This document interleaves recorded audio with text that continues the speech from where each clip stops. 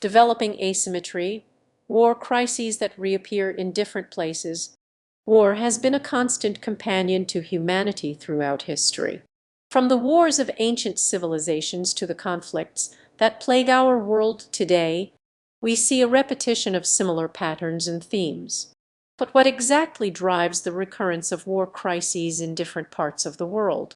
Why do we see similar problems emerging in countries and regions that have little in common, except perhaps a history of conflict? One key factor is the concept of asymmetry, where conflict emerges due to a mismatch between the dominant and the dominated, the powerful and the powerless. This can be seen in various contexts, from colonialism to globalization. Consider the wars of 17th century Europe.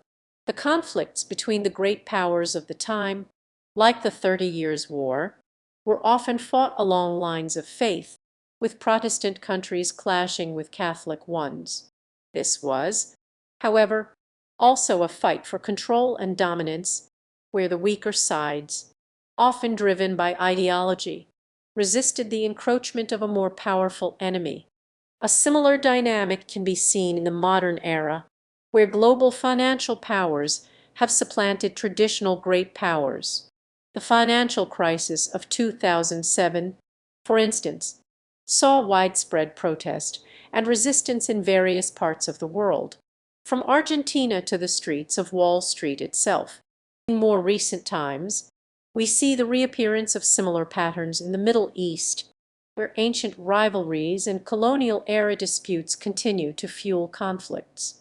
The ongoing clashes between Iran, Saudi Arabia, and Israel may seem like regional squabbles, but they are, at their heart, about competing ideologies, resources, and spheres of influence.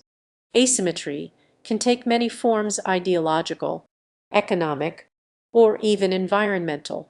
But what they all share is a fundamental imbalance between the haves and the have-nots.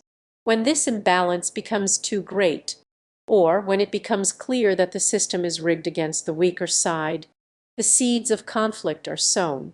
Conflict is not something that arises out of a vacuum, but from a combination of historical, cultural, and global factors that create an environment conducive to war. Understanding these factors is key to developing effective solutions, rather than simple, temporary fixes that may only exacerbate the underlying problems. As we look at the wars and conflicts that plague our world, it becomes clear that there is no single, panacea solution to end all wars.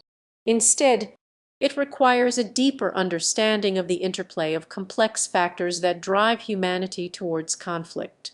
The historical experience of past wars serves as a warning and a tool for understanding the future, allowing us to anticipate and mitigate the risks that led to war. By recognizing these patterns, we may be able to prevent similar tragedies from unfolding, to bring people and nations together to build a more peaceful world.